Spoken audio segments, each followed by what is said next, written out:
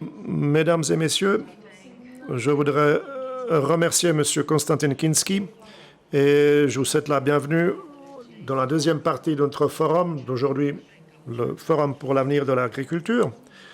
Et permettez-moi de vous rappeler que cette activité est organisée sous l'égide de la présidence française de l'Union européenne. Le thème de cette partie de notre panel est: est-ce que nous pouvons arriver à atteindre les objectifs dans le domaine de l'environnement avec la nouvelle politique agricole commune, avec la nouvelle PAC et les plans nationaux stratégiques. Et maintenant, vous avez la possibilité de poser vos questions. Donc, permettez-moi de présenter les membres du panel pour cette... Nous avons avec nous Pierre Bascu, Madame Monika Nebeska, Madame Alžběta Procházková et Monsieur Martin Hlaváček. J'espère que nos connexions fonctionnent bien. Donc, je voudrais inviter Madame Monika Nebeska et aussi Madame Alžběta Procházková.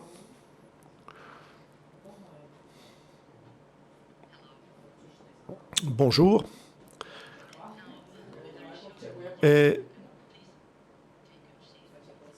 asseyez-vous, s'il vous plaît. Et maintenant, permettez-moi de présenter très brièvement les membres du panel. Pierre Bascu, directeur de la direction de la durabilité à la DG Agriculture et Développement rural à la Commission européenne. Pierre Bascu est le directeur pour la durabilité entre 2010 et 2014. Il était chef de l'unité de la politique agricole et des analyses et des perspectives. Entre 2003 et 2009, il était à la tête de l'unité chargée de l'analyse économique de l'agriculture européenne, conception, gestion et évaluation de la PAC. Bonjour, Monsieur Bascu. Enchanté de vous voir. Merci. Monika Nebeska, présidente du conseil de la coopérative agricole Všestary, gestionnaire d'une série d'autres sociétés, et présidente de la branche régionale de la Chambre agricole de Hradec Králové et l'association des cultivateurs de la betterave à sucre, et aussi présidente du conseil des oignons de Všestary, qui est une marque déposée et une appellation protégée d'origine. Bonjour, bienvenue chez nous. Alžběta Procházková, qui représente WWF Europe centrale et orientale, partenaire stratégique de notre forum. Alžběta Procházková, depuis 2021, a travaillé pour Čmelák, une ONG dans le domaine de l'environnement, et s'occupe du lobbying dans le domaine de l'agriculture et de l'environnement. Et en 2022, elle commence à travailler pour WWF Europe centrale et orientale. Bonjour. Monsieur Martin Hlaváček, qui est député européen, qui est en ligne. Bonjour, Monsieur Hlaváček. Nous sommes contents de vous voir. Bonjour, merci de m'avoir invité. Monsieur Hlaváček était à la tête de l'unité agricole et environnementale qui a participé à la négociation de la PAC précédente et protection des produits nationaux tchèques, les biscuits de Karivari et les fromages de Olomouc. Il était vice-ministre de l'Agriculture de la République tchèque et ensuite il a pris la décision personnelle de passer à la politique européenne, au Parlement européen, pour promouvoir les intérêts des citoyens tchèques et européens dans le domaine de l'agriculture, dans le secteur de l'alimentation également. Donc, permettez-moi donc d'ouvrir le débat Est-ce que vous avez des questions? Vous pouvez lever la main, peut-être vous présenter aussi. Et mentionner aussi à qui s'adresse votre question et posez votre question brièvement parce que pour des commentaires plus prolongés, nous n'avons pas suffisamment de temps, donc nos invités vont s'efforcer de répondre à toutes vos questions. Alors, est-ce que quelqu'un a une question? Cette jeune femme va vous apporter un micro. Bonjour, je suis Petr Marada. Je travaille à l'université Mendel et en même temps, je suis entrepreneur dans l'agriculture. J'ai une question pour Madame Nebeska. Je voudrais savoir, nous avons entendu dire de la bouche de M. Miko et de M. Motochnik, de M. Wiechek.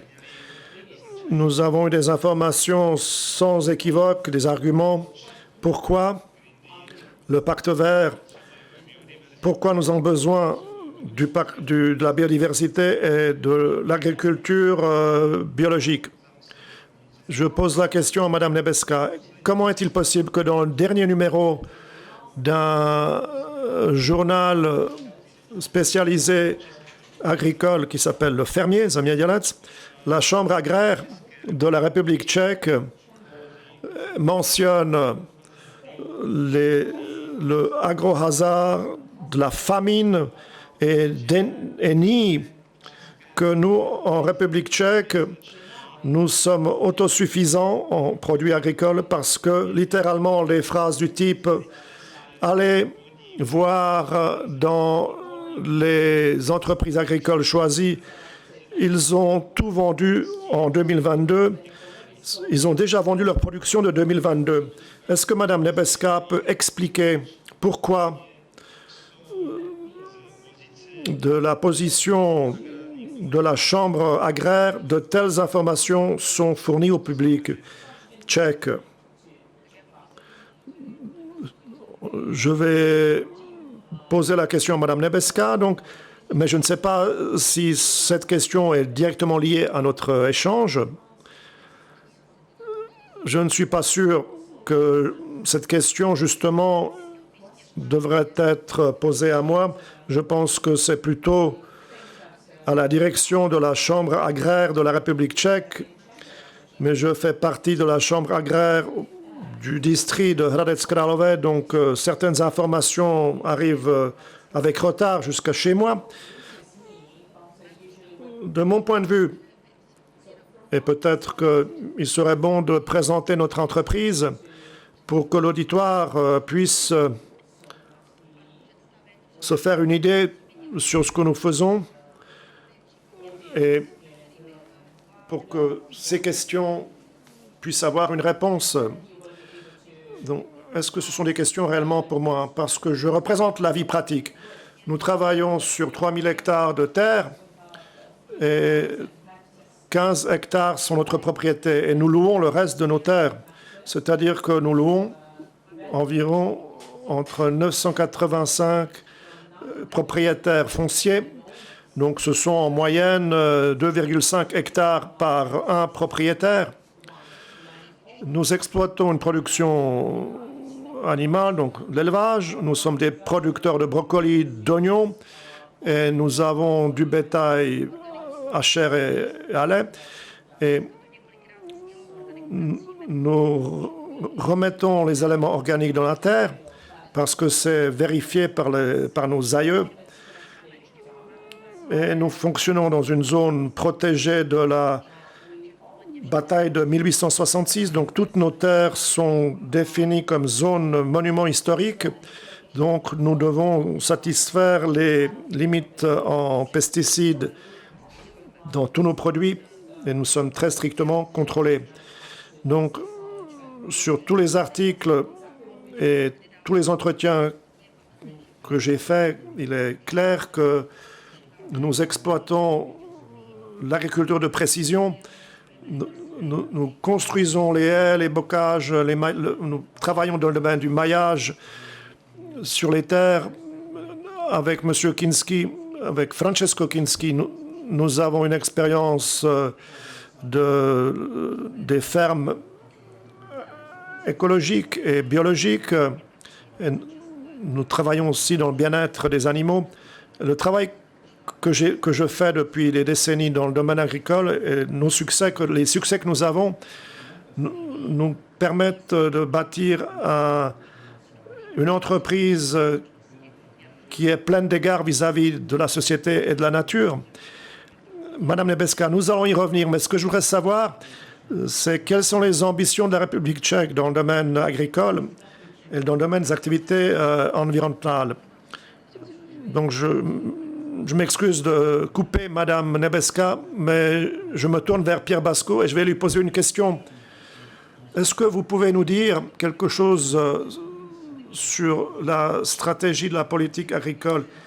Dans quelle mesure est-ce qu'on peut satisfaire les intérêts dans le domaine de l'environnement et par rapport à ce que Mme Nebeska a mentionné et aussi par rapport à la question d'origine, sur ce qui a été évoqué dans la question d'origine? Merci beaucoup. Bonjour à tous. Je crois qu'il y a deux réponses pour répondre directement à votre question. La PAC du futur a pour objectif de promouvoir la transition vers la résilience, la durabilité et la compétitivité, ce qui est très important pour notre secteur.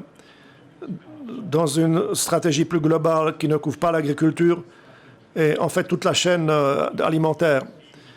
Et la PAC future va donner des possibilités aux agriculteurs d'être soutenus dans cette entreprise. Tout d'abord, il y aura un nouveau système de soutien public qui va donner plus de flexibilité aux États membres et qui sera faite sur mesure. Je crois qu'il y a un vrai besoin de cela au niveau local et il y aura des nouveaux instruments politiques pour soutenir les agriculteurs dans le premier pilier, mais aussi dans le deuxième pilier, des mesures plus traditionnelles. Mais un élément sera fondamental, et je crois que nous devons souligner cela pour l'avenir de la PAC, et c'est une demande importante de la Commission européenne vis-à-vis des autorités nationales dans la construction des plans stratégiques nationaux. Il faudra soutenir la formation, la recherche et l'innovation. Il faut que nous accompagnions mieux les fermiers dans cette transition pour que les fermiers puissent améliorer les performances écologiques de leurs activités et en même temps améliorer la compétitivité et la viabilité de leur fonctionnement. Et il faut que nous investions de façon massive et que nous ayons plus de résultats dans la recherche qui arrive dans le monde agricole. Il faut que changer nos pratiques et que nous soyons au top de la recherche et que cela se manifeste dans le domaine du marketing aussi. Et l'avenir de la PAC est donc dans cette ligne. Promouvoir la transition vers la durabilité, la résilience et la neutralité climatique. Et je crois que c'est vraiment ce qu'il faut faire dans ce secteur agricole et aussi de sylviculture. Et il faut que la viabilité et la compétitivité de l'agriculture soit assurée. Et la PAC a pour objectif à faire un équilibre entre les objectifs économiques et aussi les intérêts des fermiers et aussi les performances écologiques. Donc la PAC est sur cette ligne stratégique dans une large mesure et beaucoup de choses vont dépendre des États membres pour leurs plans nationaux stratégiques. Et nous sommes dans un dialogue structurel intense avec les États membres pour assurer le lien avec ces objectifs stratégiques et pour faire des propositions sur le plan national pour soutenir les fermiers sur cette transition, dans ce voyage, dans ce périple. Et je crois qu'il faut réellement transformer la façon de travailler des fermiers sur le terrain. Merci pour votre réponse. J'ai vu M. Hlaváček, député européen, qui est à Strasbourg, et j'ai vu que vous faisiez vous hochiez de la tête. Quel est votre avis? Merci beaucoup. Je voulais hocher de façon de soutien et aussi un peu de doute. Essayons de donner une réponse claire. Est-ce que nous sommes capables d'atteindre ces objectifs dans la période de la PAC à venir? Pour un homme politique, je vais vous donner une réponse claire, ce qui peut être surprenant. Nous pourrions y arriver, mais nous n'allons pas y arriver très probablement. Et pourquoi je suis convaincu de cela? Parce que, premièrement, nous sommes en train de résoudre un problème qui est sur une échelle. Et si vous n'avez pas une réponse échelonnée, vous allez avoir 10 millions de fermiers, d'agriculteurs en Europe, et il faut que la grande majorité de ces fermiers disposent d'une solution qu'ils peuvent mettre en œuvre de façon pratique sur le terrain. Et les États membres, aujourd'hui, et certains parlent de la flexibilité, des solutions taillées sur mesure, mais certains disent aussi que nous sommes en train de perdre les aspects communs de la PAC, parce que les pratiques qui ont été testées dans le passé permettent aux États membres de tester des procédés nouveaux, ce qui est positif, mais nous allons peut-être nous rendre compte que dans 2 ou 3 ans, certaines pratiques ne nous donnent pas les résultats escomptés. Motif numéro 1. Motif numéro 2 est si nous ne promouvons pas des solutions pratiques pour 10 millions de fermiers à différents niveaux de sophistication peuvent utiliser en Europe, nous n'allons pas arriver à cette échelle. Et le deuxième point, et là je crois que c'est l'échec de Bruxelles et des institutions, si nous n'avons pas une meilleure cohérence politique, nous n'allons pas y arriver.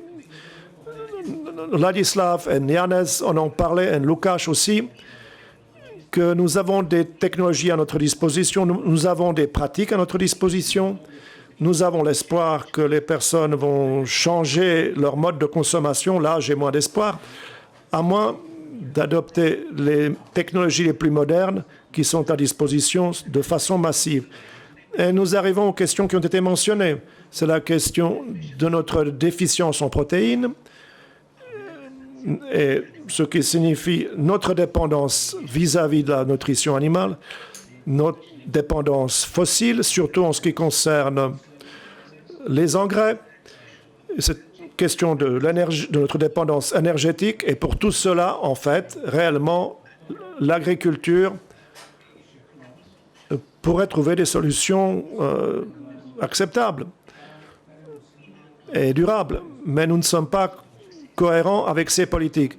Si vous parlez avec des fonctions de la Commission, et pas Pierre Bascou, mais dans la DG Santé, ils sont en train de bloquer ces développements qui sont nécessaires pour notre transformation technologique.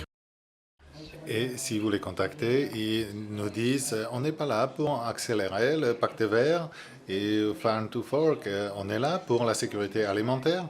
Et c'est un signe clair de l'incohérence des politiques. Donc, on peut prier de ce qu'il faut faire et on peut en être d'accord, mais il faut qu'on soit cohérent dans nos efforts pour que toutes les parties du même organisme aillent dans le même sens. On parle des pesticides, on demande des solutions de la DG Santé depuis longtemps. On parle des sources alternatives de protéines. Il y a la question de gaspillage, mais il y a toujours des barrières législatives pour utiliser les déchets en tant que source alternative. Et il y a tout un nombre de questions. Et moi, personnellement, je pense que si on fait un effort, on peut toujours l'atteindre, mais malgré le fait qu'on puisse le faire, il faut qu'on arrive à gérer les ressources financières pour le secteur agricole et il faut se dire comment le dépenser, soit dans donc la pratique quotidienne, soit dans l'accélération des réformes. Merci à M. Hlavaček de ces réponses et je vais donner un peu d'espace à Alžběta Procházková du WWF Europe centrale et Europe de l'Est. Et en réponse à ce qui a été dit par M. Hlavaček, est-ce que les États membres seront en mesure d'absorber les objectifs environnementaux ou faut-il les adopter sur base des spécificités locales, géographiques, etc. Je voudrais encore une fois saluer tout le monde au nom de WWF qui a une antenne en République tchèque et nous savons que le domaine de l'agriculture devient très important dans la protection de la nature et c'est donc un domaine de priorité pour nous. Concernant votre question, il faut bien évidemment que tous ces objectifs environnementaux soient ciblés à une localité concrète, non seulement un État concret, mais plus en détail les régions concrètes. Oui, dans ce cadre-là, il va falloir avoir une large gamme de règles pour ces mesures environnementales, pour pouvoir les utiliser. Merci Alžběta Procházková et vous avez la possibilité de poser les questions. Donc, il faut prendre le micro.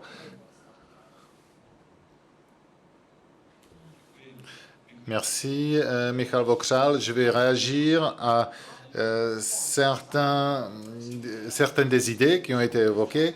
Tout d'abord, je suis content que cette réunion se tienne en République tchèque. Notre présidence tchèque approche au sein de l'Union européenne et l'agriculture tchèque se trouve dans une situation assez atypique par rapport à d'autres pays et c'est pourquoi il y a ces quelques litiges. Contrairement à M. Mick, je suis agriculteur, j'ai étudié au sein de cette université. Donc, en ce qui est de la contenance de l'humus dans la terre, j'en sais quelque chose.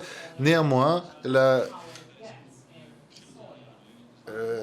façon la plus naturelle, c'est vraiment le fumier. Mais revenons en arrière, nous avons d'autres invités et je vais continuer suite à ce qui a été dit par Madame Nebeska. Donc il y a le fumier, il y a cette source qui est importante. L'Union européenne nous recommande, M. Mikol l'a dit, réduire la consommation des aliments. C'est assez facile, le prix des aliments est si élevé qu'ils vont faire des économies quand même. Réduire la consommation de la viande bovine parce que les vaches produisent du méthane, c'est du n'importe quoi. Soit on a besoin de réduire le méthane, soit on a besoin du fumier. Donc c'est difficile. Et pourquoi on en parle si on doit réduire la viande bovine, mais en même temps, on a besoin du fumier pour reconstruire les terres. Une première question. Ensuite, la taille des fermes et des champs.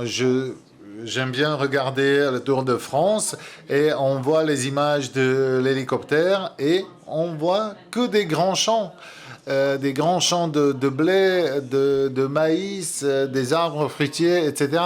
Et personne ne dit à la France que ces champs sont trop importants, qu'il faudrait les repartir. Et nous, il y a la dictée de se limiter à 10, 20 hectares, etc. Et enfin, la politique agricole commune, On a obtenu une évaluation de Bruxelles comme quoi la République tchèque n'est pas assez ambitieuse en ce qui est de la consommation des pesticides. Comment ceci est-il possible si on regarde la statistique de la consommation des pesticides? La République tchèque est un bon élève, tandis que la France, l'Allemagne et la Belgique devraient s'améliorer. Donc, je vais reposer la question à Madame Nebeska et ses idées qui viennent de la pratique dans laquelle elle travaille 25 ans. Si on parle concrètement des pesticides, votre gestion des champs, des engrais, vous êtes dans cette zone historique à Chestare. Quels sont vos chiffres, vos expériences? Comment procédez-vous en tant que votre coopérative agricole? Je suis tout à fait d'accord avec M. Vauxhall. En fait, ce que l'Union européenne nous reproche, nous le faisons. Je vais parler au nom de notre coopérative. Je pense que c'est vraiment pas une bonne idée de réduire la production animale. Ça fait partie du secteur agricole, c'est un cycle fermé. On ne pourra pas le faire sans. Si on fait de l'agriculture biologique ou d'autres activités dans l'agriculture, on ne se passera pas sans ce volet organique parce qu'on aura des problèmes d'eau, de retenir l'eau dans la nature et d'autres problèmes adjacents. En ce qui est des pesticides, nous avons les oignons, le brocoli, donc on n'utilise que les pesticides que de manière minimale. Et pour nous, dans la pratique, ce qui est le plus important ou le plus tragique, c'est qu'il y a des limitations, mais il n'y a aucune solution alternative qui soit proposée. Donc on peut tout faire. Depuis ces 25 ans, on a déjà vécu pas mal de changements, mais il n'y a que des restrictions, et toute la responsabilité maintenant, j'ai l'impression, c'est que le secteur agricole, non seulement en République tchèque, mais dans l'Europe entière, et ce n'est pas bon vis-à-vis des agriculteurs. Merci à Madame Nebeska et Monsieur Bascou nous écoute aussi. Donc je me tourne vers vous et la question que je voudrais vous poser, si la République tchèque est suffisamment ambitieuse dans ce qui est de ses objectifs environnementaux définis dans le cadre de la PAC 23 à 27.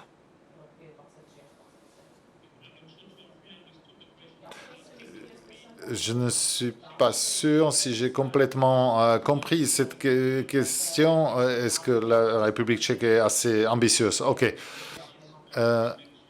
Je pense que ce que nous avons entendu ici, en effet, il y a eu une réponse de la Commission aux autorités tchèques et nous sommes persuadés que vos ambitions ne sont pas suffisantes en ce qui est de l'environnement, de climat. Et il y a trois aspects dans cette évaluation. Tout d'abord, nous pensons qu'en ce qui est de la réduction des impacts sur le climat, votre activité n'est pas suffisante, vos ambitions ne sont pas suffisantes. En ce qui est de la production animalière, nous sommes persuadés qu'on peut adapter le système de la production animalière de manière à créer moins de gaz à effet de serre et avoir moins d'impact. Et un deuxième élément auquel on attire attention, c'est que en ce qui est de la protection de la biodiversité et le développement, vous n'en faites pas suffisamment. Il nous manque un peu la cohérence dans le cadre de ce plan d'action et il y a de nombreux domaines qui sont mentionnés et nous sommes persuadés que l'agriculture, telle que d'autres secteurs, vont devoir contribuer davantage.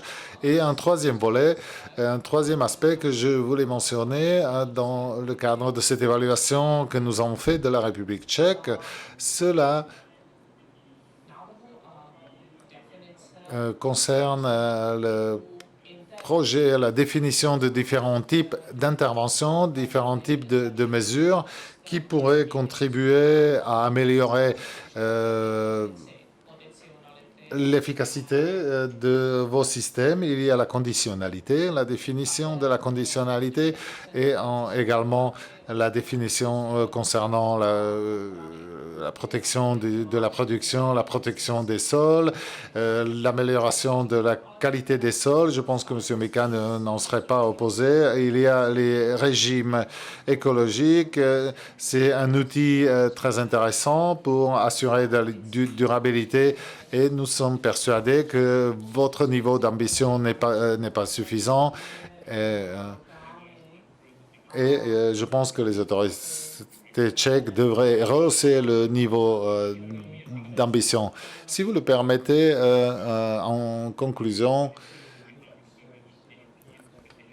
nous avons discuté à propos du plan stratégique de la République tchèque, à savoir si ce plan permet d'atteindre ses objectifs. J'ai écouté avec attention de ce que M. Hlaváček a dit et je pense qu'il y a trois choses qui sont importantes pour nous. Tout d'abord, nous avons lancé cette procédure, une procédure progressive,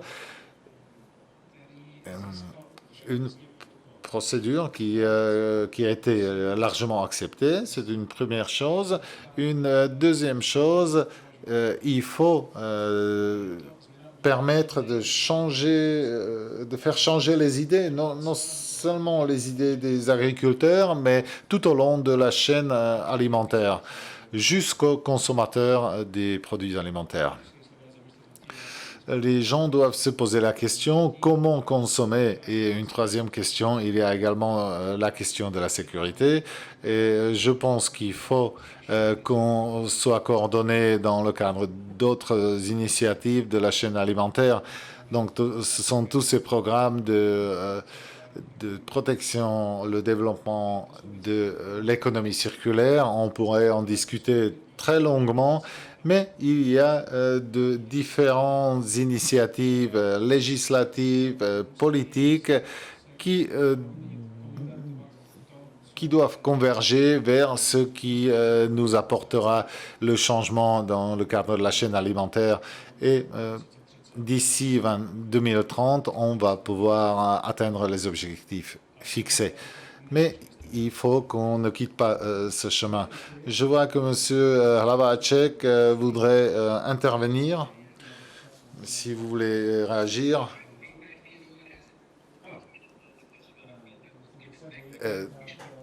Je pense que vous avez hésité de me donner la parole parce que j'ai parlé trop longuement, mais je vais être très court.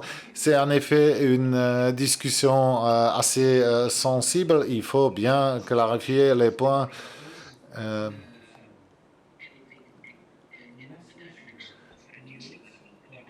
En fait, je n'ai entendu rien de la part de cette institution à Bruxelles qu'il faut réduire la production animalière.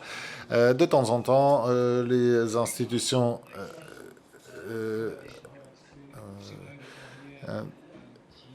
ajoutent l'huile dans les flammes. Les hauts représentants de la Commission s'expriment de temps en temps de manière isolée. Néanmoins, ce n'est pas quelque chose qui serait communiqué par les grandes institutions. Oui, on veut une production équilibrée et une production animalière est nécessaire pour avoir la matière organique dans les terres. Et la limitation de la production en Europe ne ferait que l'augmentation de la production en dehors de l'Europe. C'est lié à la croissance démographique et c'est lié également au fait que nous, en tant qu'Europe, nous produisons des protéines avec le moindre impact sur l'environnement dans le monde entier. Donc, cela ne donne aucun sens de limiter la production en Europe parce que cette partie de la production serait transférée dans d'autres régions et de manière globale, ce serait encore pire. Je vais peut-être tourner vers Alžběta Procházková. Et s'il n'y a aucune question du public, si on va donner la priorité. Et donc, bonjour, Jaroslav Martinek de la société Syngenta. Et je voudrais, si vous permettez, revenir à ces mesures qui seront mises en œuvre. Et on ne pourra pas en échapper, apparemment. Et je voudrais demander aux intervenants s'ils pensent qu'il vaut mieux faire une évolution ou une révolution dans le cadre de la mise en œuvre de ces mesures. L'idée sous-jacente, je vois que les fermiers sont très liés, très limités par des restrictions. La législation souvent est peu compréhensible. Et donc, je voudrais demander aux intervenants s'ils pensent qu'il faudrait faire une évolution de la part des fermiers plutôt que du côté des autorités. Merci de cette question. Je vais peut-être donner la parole à Monsieur Basco.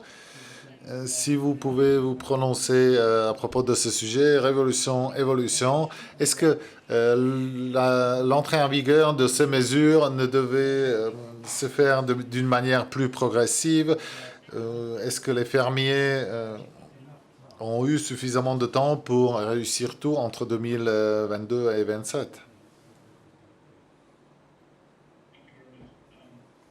Merci. Ce n'est pas entre évolution et révolution.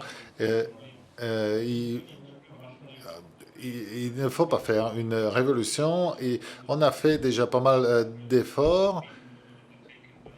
Nous savons que les fermiers ont déjà fait pas mal d'efforts dans le cadre de l'Union européenne. Nous sommes une région dans le monde qui s'améliore de manière environnementale, la performance vis-à-vis du climat, mais il faut en faire encore davantage. Mais il ne faut pas faire une révolution. Il faut accélérer la transition qui est en cours. Et il faut avoir des outils financiers, il faut faciliter l'innovation. On a l'accès à des savoir-faire dans l'agronomie.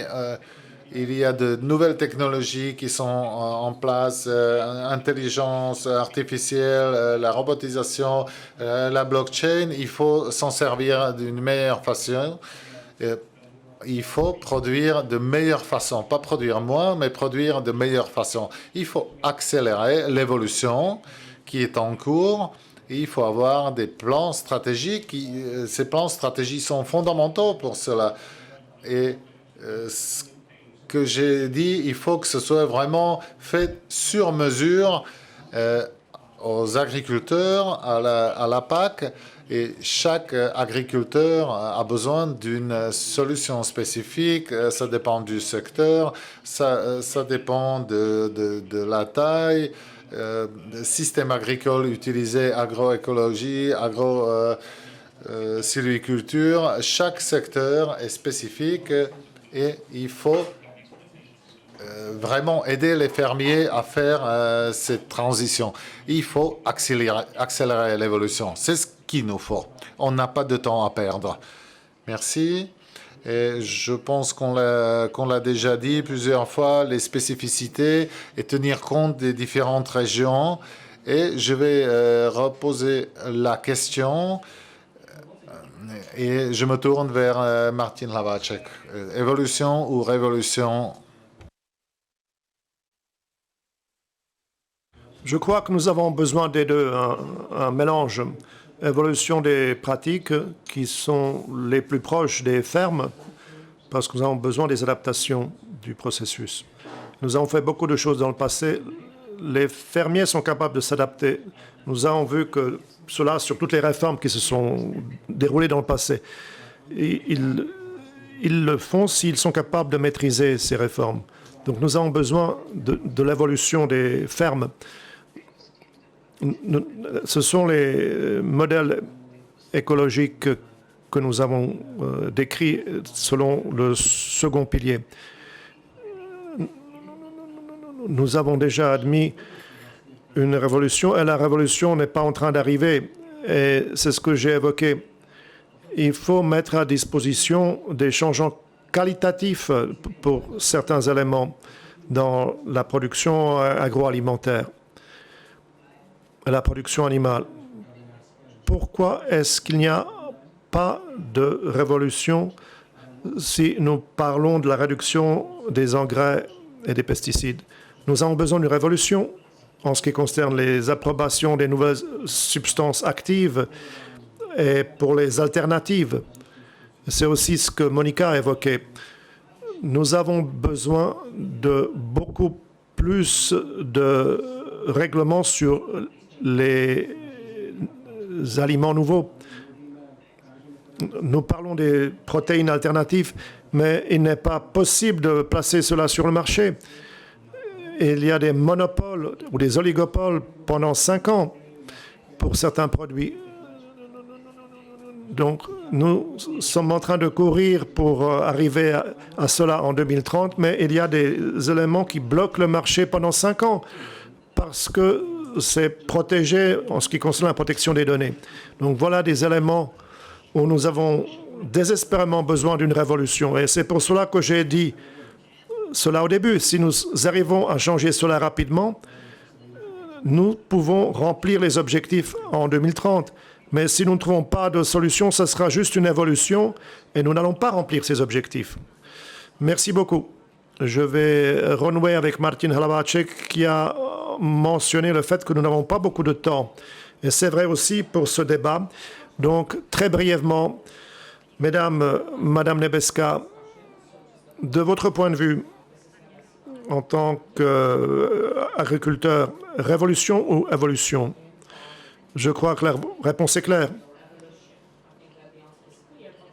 S'il faut une révolution, je pense que l'Europe se coupe la branche sur laquelle elle est assise parce que la Commission européenne incite à baisser notre dépendance au gaz et au pétrole, à l'importation des engrais, des engrais biologiques. Je crois que nous jouons un jeu très dangereux. Nous appelons à un système simplifié, nous fermiers, et nous souhaitons un système qui soit réaliste et juste. La réponse est claire pour ma part. Merci. Je crois que Alžběta Procházková aura peut-être une vision un peu différente. Je voudrais, du point de vue de la protection de l'environnement, je crois que nous pouvons dire également qu'il serait bon de dire que nous sommes capables de faire une révolution, mais en même temps, nous sommes bien conscients que cette solution n'est pas possible dans la situation actuelle. Donc, nous nous efforçons de trouver des solutions qui soutiennent ce qu'il faut changer dans le paysage, ce qu'il faut rénover dans le paysage. Et nous voulons coopérer avec le secteur agricole dans ce domaine parce qu'il n'y a pas d'autre voie. Et dans cet esprit, je voudrais souligner qu'en République tchèque, il y a un grand problème de manque de coopération de ces deux orientations parce qu'il y a toujours, et c'est un sentiment partagé dans les ONG, les agriculteurs nous perçoivent comme des opposants, comme des personnes qui agissent contre l'agriculture. Et nous n'arrivons pas à trouver une voie commune où nous saurions trouver des solutions pour le paysage ensemble. Donc je voudrais appeler à une coopération. Nous sommes dans une école d'agriculture, donc nous souhaitons, sur ce sol, nous voudrions appeler à cela.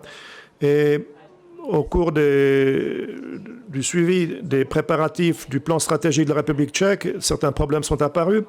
Et je pense que ce serait bon pour la période à venir et pour le débat sur les plans stratégiques. Tout d'abord, je crois que l'agriculture doit subir une transformation importante et cela doit être adopté par la société entière et notamment le public agricole. Donc, il faut faire plus de travail au niveau sociétal dans ce domaine.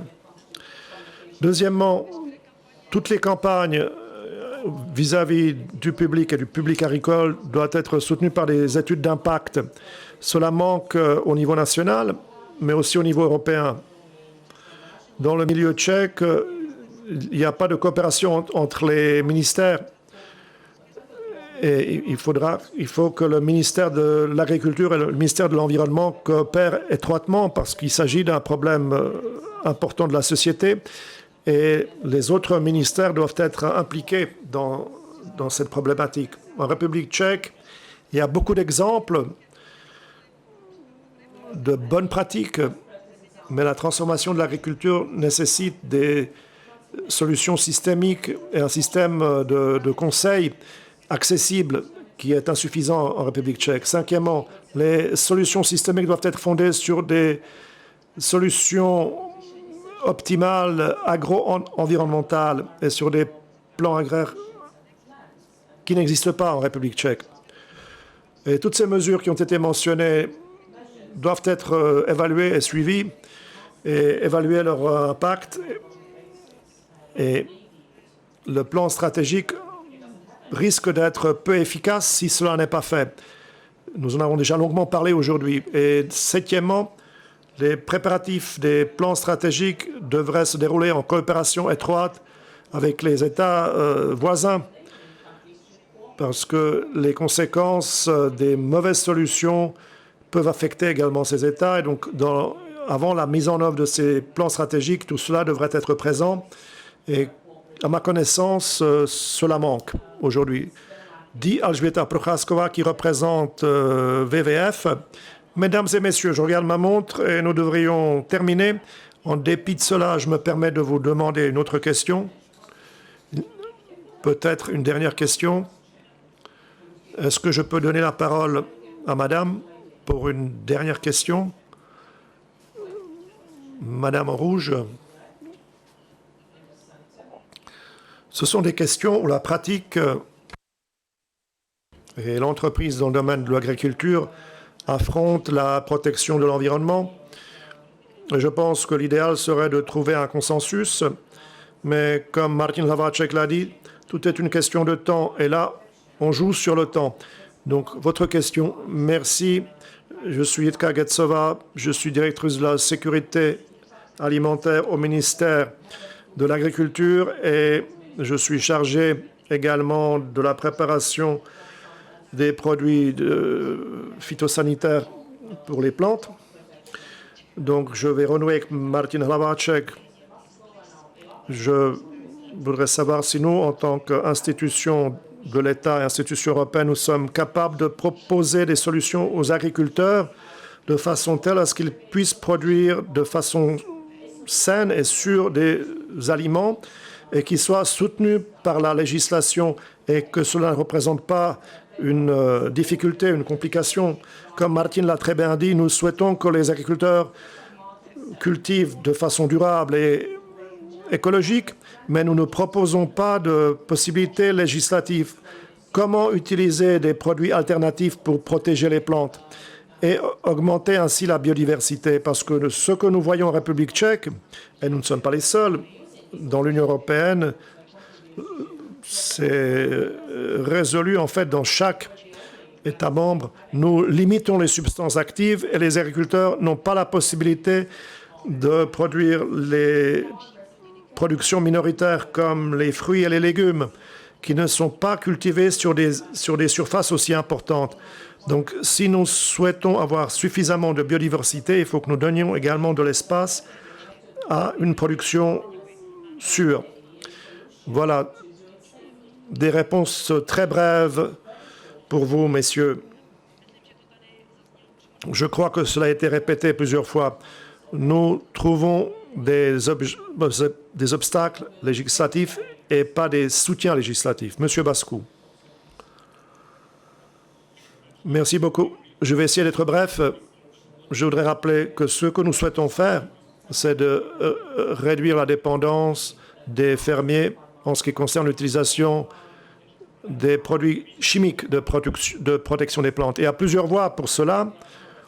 On peut promouvoir et soutenir les fermiers pour optimiser leur système de production et ils peuvent utiliser les produits, l'application de précision. Ces produits protègent et polluent moins. Il y a des procédés alternatifs, des systèmes de gestion des éléments nocifs et s'appuyer sur la recherche nouvelle, sur le potentiel des biotechnologies. Et M. Hlavaček a mentionné les nouvelles techniques génomiques où nous pouvons promouvoir dans l'Union européenne leur utilisation et la Commission se penche intensément sur ces questions. Et nous sommes en train de préparer une étude d'impact et nous allons faire des propositions au cours de l'année prochaine dans ce domaine. Donc nous progressons dans ce domaine aussi. Mais il y a différentes voies pour gérer la nocivité et aussi ce que nous souhaitons faire dans ce domaine. Donc nous engager dans ce processus. Il y a différentes voies que nous voulons couvrir en parallèle. Et c'est un des objectifs. Nous voulons réduire le risque dans le domaine de la protection des plantes de 50% en 2050. Et en parallèle, nous souhaitons, pour l'environnement et pour la santé humaine, faciliter l'utilisation de meilleures technologies et trouver donc des nouvelles façons de... Donc c'est un processus progressif, mais nous voulons donner des systèmes alternatifs avec de nouvelles technologies et optimiser la production en adaptant la production actuelle. Et votre avis, M. Hlavaček? Je voudrais ajouter un élément. Je l'ai mentionné plusieurs fois, et c'est notre grand problème, mais personne n'y a répondu. Nous oublions un élément important de l'équation, et c'est le commerce et la vente au détail. C'est la stratégie de la ferme à la fourchette. Si vous regardez à l'intérieur, et il faut être autocritique, toute la charge, 98% de la charge est sur le dos des fermiers. Où sont la distribution? Où est la distribution? Où est le commerce? Et il faut accélérer dans ce domaine aussi. C'est ce que mes collègues ont mentionné. Tout se concentre sur la valeur. Comment est-ce que vous voulez que les personnes comprennent et ensuite, s'ils ont le pouvoir d'achat, achètent, ils soient prêts à payer pour notre mode de production de façon plus ou moins durable. Nous pouvons inventer des éléments d'étiquetage, mais ce n'est pas l'étiquetage, c'est aussi l'obligation de tous les participants à la chaîne de valeur. Et c'est ce que je critique depuis longtemps. Mais malheureusement, nous ne faisons pas beaucoup de progrès. Nous avons de beaux travaux dans ce domaine, mais nous devons accélérer dans ce domaine. Et imaginez si les chaînes dans le domaine du marché changent. Et ils sont capables d'être très efficaces en ce qui concerne le marketing. Et le règlement devrait influencer directement les consommateurs. Mais ils ne sont pas suffisamment motivés dans ce sens, dans ce que nous souhaitons obtenir dans les stratégies, par exemple, de la ferme à la fourchette. Merci beaucoup, M. Hlavaček. Merci à tous les membres du panel pour avoir participé. à cet échange. Nous vous remercions pour des questions intéressantes et des commentaires. Et merci aussi à vous tous d'être présents. Mesdames et messieurs, Monsieur Pierre Bascou était avec nous. Merci. Merci beaucoup. Madame Monika Nebeska, merci d'avoir été avec nous. Madame Alžběta Procházková, merci. Et Monsieur Martin Hlaváček, merci.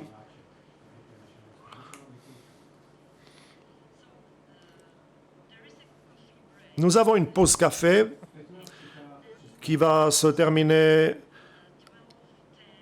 vers à 12h15 probablement. Donc vous avez environ 15 minutes pour vous rafraîchir.